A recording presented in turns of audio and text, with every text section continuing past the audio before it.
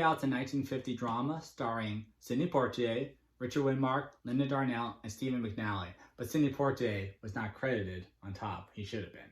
Yeah, he really should have. But, you know, being the times that it was, wouldn't be typical to put a black person's name above the credits. And also, it was his first movie, big, you know, Hollywood movie. So it would have been unusual to have done that. But really, he should have been top billing. The movie starts off, we are at an ambulance dispatch, and they are being dispatched to a call about 2 white men being shot by the police.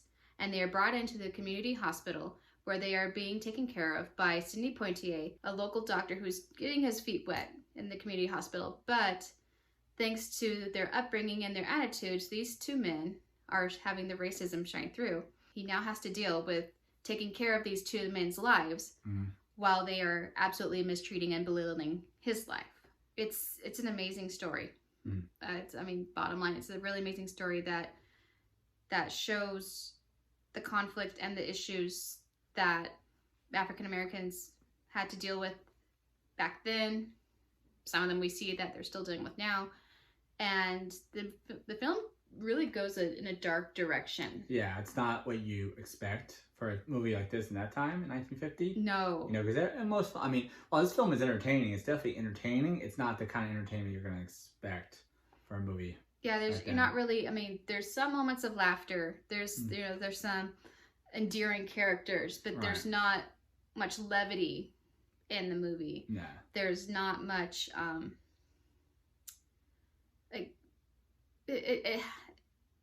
it leaves you with kind of a knot in your stomach, but a necessary knot. I'm amazed that it was made in 1950s, honestly. Yeah.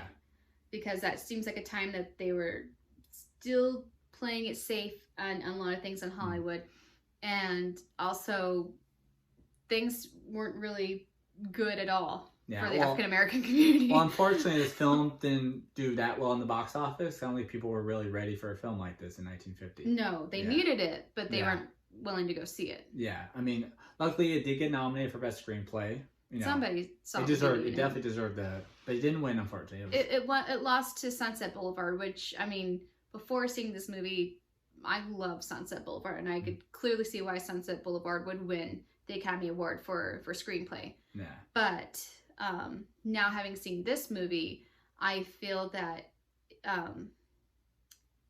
No Way Out would have been a better choice as to show that this was a story that was brought to everyone. Yeah. You know, Sunset Boulevard, amazing, great writing, but this one, it had so many touchy situations for that time. You know, a lot of moviegoers weren't used to seeing a black, you know, main lead. They weren't used to seeing their struggles, and so it really broke that barrier. Yeah. It took a story that most people didn't get to hear and brought it to their attention, and unfortunately they just weren't ready for it. So Sidney Poitier, he had to lie to get in this movie. He was 22 years old when he did this film. He said he was 27. He said he was 27, yeah. And but hey, you know, we gotta do what we gotta do to get into the film. And he carries that role. You would not believe that this was his first role. You wouldn't think that, you know, he's this young 22-year-old kid playing such a heavy role. It's a very meaty role. He's got so much, you can see the conflict in him, you know, with who he's dealing with, what he's having to do, the kind of world that he's living in. And he carries it very well. Yeah, so Stephen McNally, he plays an important role in this movie. Yeah, he's the head doctor. Yes. Yeah, and he's, you know, he's very friendly with Sidney Poitier. They seem like they're pretty good buddies. They're very good buddies, and while it's not directly said, the first time we're meeting both characters, really, Sidney Poitier's character is thanking him for giving him a chance to be in the community hospital and to see him as a wonderful doctor. And never do you get that there's a tinge of racism in that main doctor's character. And it was really wonderful. And the way that the African American community was represented didn't feel tongue-in-cheek. It didn't feel stereotypical. No. And It felt very, very human. Yeah, and you saw what the struggles they were going through at that time. Oh God, yeah. Yeah. And there was a multitude of struggles, and they show a lot of them in this movie. And I love it that his wife is super supportive. Sidney Poitier's wife, super supportive, right there with him. So like, she is a strong woman to be with this strong man who's going through these terrible things and this terrible time. And they really built this community around Sidney Poitier's character. And it's just, even one character, Linda Darnell's character, she has the biggest arc in the story. And you see when she's with them, when she has her change of heart, it's really heartfelt, and she goes above and beyond just going, oh, okay, you guys are nice, to no, she is now defending and protecting and willing to stand up for what is right. And even like, there's one part at the end, and Linda Darnell's character says something that we all feel, even with Sidney Poitier is like, don't you think I want to? You know, when he has this chance to extract revenge, for what he'd been put through, or what anybody, like, what he has to deal with day to day with this kind of guy. And Linda Darnell says this thing, and you're like, yeah. But I loved her character arc. And you just see in his eyes when there's one moment that he gets spat on by an extremely racist person, and you just see, it's probably from experience, it's probably from, everything, but he does this movie so well, and you have so much, heart for his character, and it's just, you would not believe that he was 22. My dad was a child actor, and he actually got to do a movie called Gus with Richard Widmark. And while he didn't have while his speaking role was edited out, he knew him as a very nice gentleman and everything like that. And that is not to be said about his character in this movie. Richard Widmark was really known for playing the bad guy, and so he always just these really creepy bad guys. And one of them was what he was most famously known for was Kiss of Death, which he threw a old lady in the wheelchair down the stairs. But this one, I think, was probably the most disgusting character. Yeah, he's just vile. He's vile, but real. It's hard to call him human. Yeah. But he's the worst kind of evil. Yeah. In this movie, and it's really hard to, like, it'll be, when we see another movie with him, it'll be hard for me to separate this character from whoever he is, or even whoever my dad knew him as, because he owned this role. And even he himself was very uncomfortable playing this role. I mean, he had to apologize to Sidney Poitier every time. Every time. He just says disgusting things that were really hard to listen to. Yeah. And it kind of turned your stomach, and you're just no. But in 1950, time like that for a film like this, it was very bold. Yeah, very bold for 1950, because everyone's known for, like, at that time it was like either the musicals or the detective stories, but this was just too real.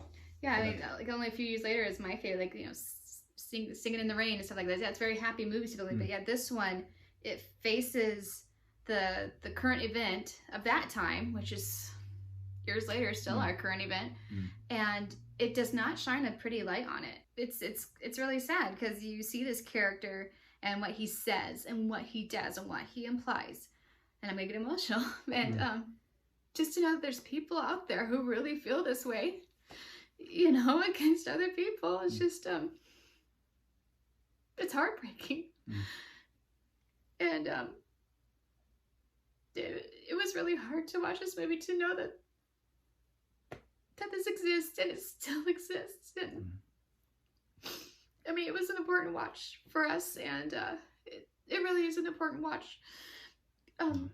If you have teenagers, that you want to show that this has been going on, and some of this are, I mean, this doesn't even cover everything that Black people have had to go through in America, and this is just a very sad but ugly mirror at the hearts of people at times. And so, I mean, if you have a teenager and this is a hard conversation to have with kids, and so to show them a movie like this, and it shows the ugliness, and it shows from the perspective of the Black community, of this Black doctor, and you really see you really get a glimpse of what they do have to go through every single day.